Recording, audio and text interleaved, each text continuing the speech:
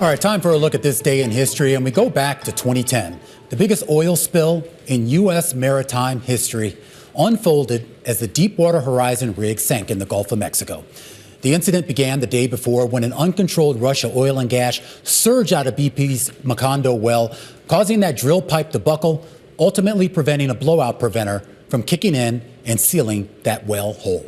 The oil and gas ignited and the rig exploded, killing 11 people and initially leaving a sheen of oil on the water surface 1 mile wide and 5 miles long, a sheen that only got worse.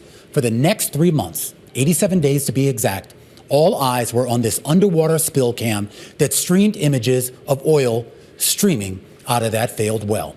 Transocean and BP, which at least the floating rig, tried to use remote operated vehicles to shut the valves on the seafloor, but ultimately they couldn't staunch the blaze. And that brings us to our question of the day. How many barrels of oil were spilled during the Deepwater crisis?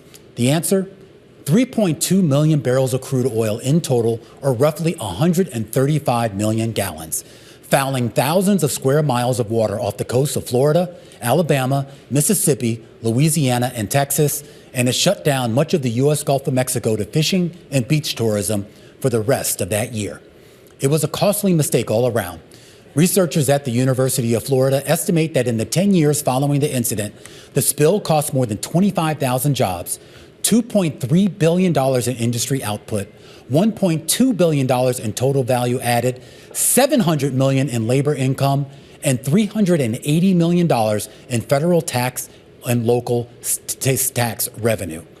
In addition to BP itself, it had to agree to pay about $7.8 billion to victims and $4 billion more to resolve criminal complaints. And that's on top of $21 billion to resolve civil claims, under the Clean Water Act. Transocean itself was hit with $1.4 billion in fines and penalties.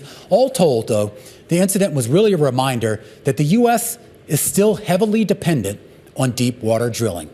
The Energy Information Administration says that as of January, oil production in federal waters in the Gulf of Mexico alone accounted for 15% of total U.S. crude production, or around 1.7 million barrels a day.